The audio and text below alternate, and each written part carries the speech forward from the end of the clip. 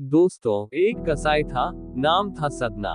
वह बहुत ही ईमानदार था। वो भगवान के कीर्तन भजन में मस्त रहता था। यहाँ तक कि मांस को काटते बेचते हुए भी वह भगवान का नाम गुनगुनाता रहता था। एक दिन वह अपनी ही धुन में कहीं जा रहा था कि उसके पैर से कोई पत्थर टकराया। वह रुक गया। उसने देखा कि एक काले रंग के गोल पत्थर से उसका पैर टकरा गया है। उसने वह पत्थर उठा लिया और जेब में रख लिया, ये सोचकर कि यह मांस तोलने के काम आएगा। वापस आकर उसने वह पत्थर मांस के वजन को तोलने के काम में लगाया।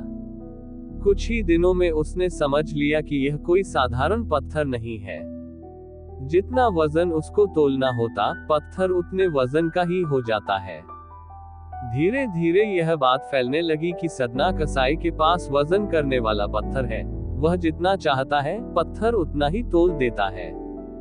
किसी को 1 किलो मांस देना होता तो तराजू में उस पत्थर को एक तरफ डालने पर दूसरी ओर 1 किलो का मांस ही तोलता।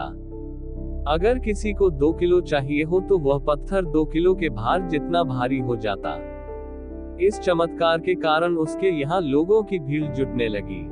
भीड़ जुटने के साथ ही सदना की दुकान की बिक्री भी बढ़ गई। बात एक शुद्ध ब्राह्मण तक भी पहुंची। हालांकि वह ऐसी अशुद्ध जगह पर नहीं जाना चाहते थे जहां मांस कटता हो व बिकता हो, किंतु चमत्कारिक पत्थर को देखने की उत्सुकता उसे सदना की दुकान तक खींच लाए। दूर से खड़ा वह सदना कसाई को मीट तोलते देखने लगा। उसने देखा कि कैसे वह पत्थर हर प्रकार के वजन को बराबर तोल रहा था। ध्यान से देखने पर उसके शरीर के रोए खड़े हो गए। भीड़ के छटने के बाद ब्राह्मण सदना कसाई के पास गया। ब्राह्मण को अपनी दुकान में आया देखकर सदना कसाई प्रसन्न भी हुआ और आश्चर्यचकित भी। बड़ी नम्रता से सदना ने ब्राह्मण को बैठने के लिए स्थान दिया और पूछा कि वह उनकी क्या सेवा कर सकता है। ब्राह्मण बोला, तुम्हारे इस चमत्कारिक पत्थर को देखने के लिए ही मैं तुम्हारी दुकान पर आया हूँ, या यूं कहें कि ये चमत्कारी पत्थर ही मुझे खींचकर तुम्हारी दुकान पर ले आया है।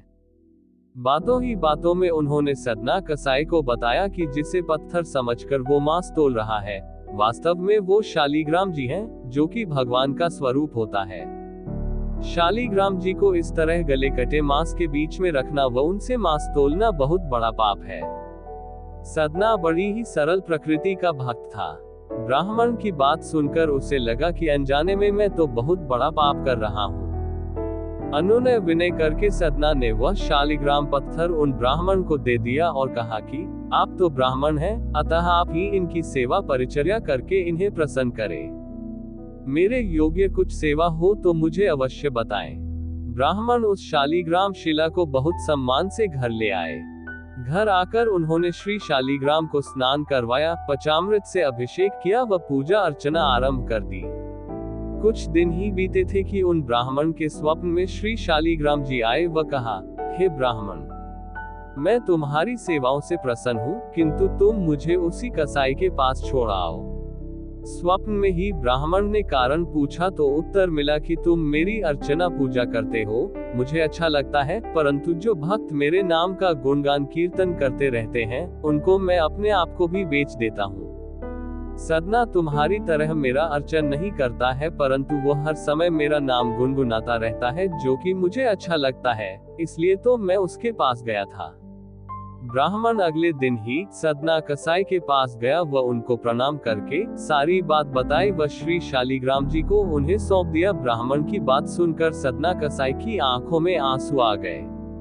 मन ही मन उन्होंने मांस बेचने खरीदने के कार्य को तिलांजलि देने की सोची और निश्चय किया कि यदि मेरे ठाकुर को कीर्तन पसंद है तो मैं अधिक से अधिक समय नाम कीर्तन ही करूंगा। जय श्री शालिग्राम।